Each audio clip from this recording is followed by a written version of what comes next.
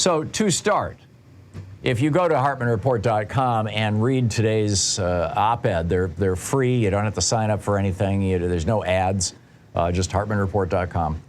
And the headline is, America's founders would have been disgusted by today's GOP and Donald Trump. And basically what I wanted to do with this piece is I wanted to take on some of the mythology that Republicans are promulgating, and in some cases have been for decades, about what the founders and the founders of this country and the framers of the Constitution, we typically separate the two. The founders were the people who wrote the Declaration of Independence and fought the Revolutionary War.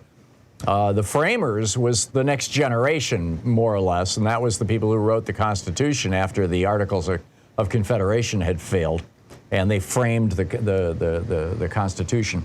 In some cases, they were the same people. In many cases, they weren't. But in any case, I'm arguing that the founders and the framers would both, if they looked at today's Republican Party, basically puke. Here's some of the mythologies that the Republicans are promoting. One, this is one of their favorite ones. Of course, this is the one that the Christian nationalists like Marjorie Taylor Greene are promoting, that America was founded as a Christian nation. Well, actually, no, we were not. In fact, and this was one of the astonishing things about America. This is, Alexis de Tocqueville in Democracy in America in 1835 writes about this at length. This was what made the newspapers all over the world. This is what inspired the French Revolution to rename the calendar Day Zero, to reject all of the Christian names, in fact, even the Julian names for the calendar, to purge any semblance of Christianity from France during the terrors, Maximilien Robespierre.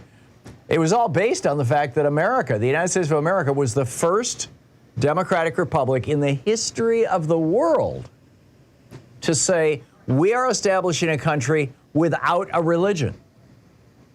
In France, it had been an alliance between the Catholic popes and the French kings. In England, it was an alliance between the French kings and the Church of England that Henry VIII created. In much of the rest of Europe, you had either the Catholic Church was in charge or you had Protestant denominations. Here in the United States, we had the Pilgrims, running a theocracy in Massachusetts and New Hampshire. I've written about that and talked about that in the past. You had leaders who claimed to have descended from the gods. Alexander the Great, when he conquered Egypt, he claimed that he was a descendant of Amen, the god of all gods. That's why we say Amen at the end of prayers. He was the greatest of the Egyptian gods. Alexander the Great claimed to have descended from him. There were the pharaohs, of course, who claimed that they were the descendants of gods. The Japanese royal family descended from the sun god. And of course, we had breakaway sects claiming to speak for God, the Mormons in Salt Lake City and the Pilgrims. But we were the first country to say, no, we don't allow any of that in our government. There are two different places in our Constitution. One, the Establishment Clause, that says that there shall be no establishment of religion in the United States. The United States is not a religious country.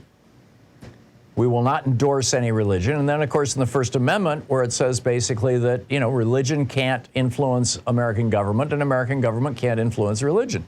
And James Madison, the founder of the Constitution, the father of the Constitution, was all over this. I've got a whole series of quotes from James Madison. I won't bore you with them, with my rant here, but basically where he was saying, he said the settled opinion here is that religion is essentially distinct from civil government and exempt from its cognizance, that a connection between them is injurious to both.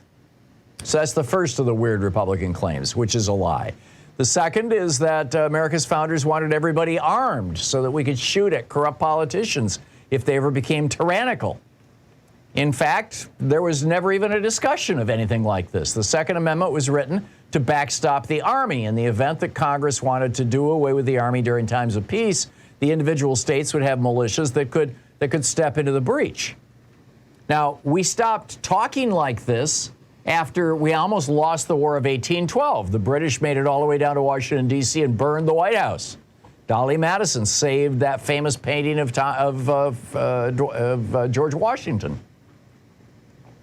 But prior to that, this was a serious concern, and literally from the War of 1812 until the 1980s, the Second Amendment was just never discussed.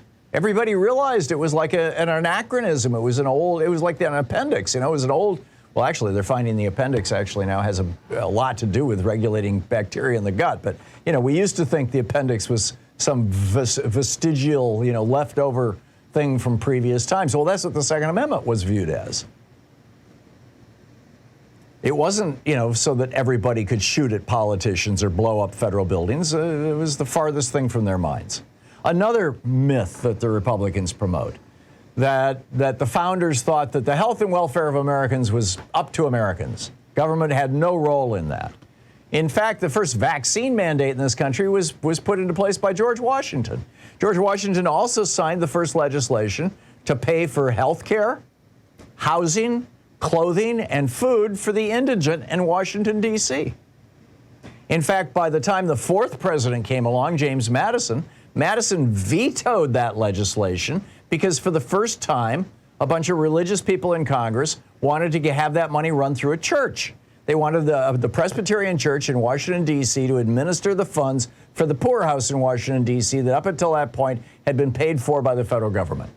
And Madison vetoed that bill saying, quote, "The bill vests in said corporation, a church, an authority to provide for the support of the poor and the educated of poor children, which would be a precedent for giving to religious societies a legal agency and carrying into effect what should be a public and civic duty."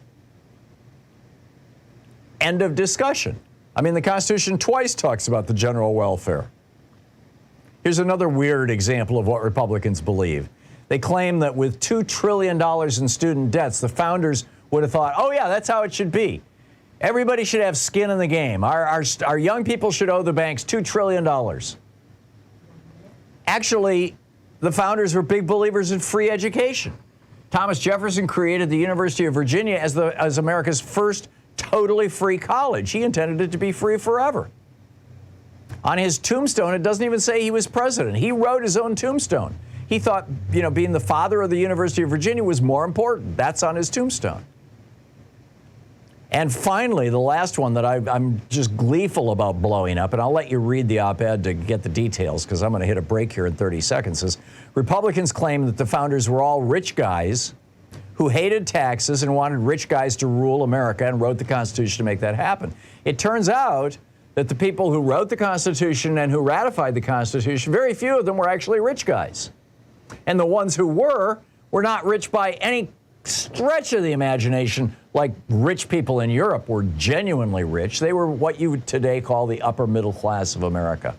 And when you look at the ratifying conventions, you find that in state after state after state, the people voting to ratify the Constitution were the people who were in debt, the small business owners, the small farmers, very small farmers, the hardscrabble farmers, and people with just basic occupations like teachers.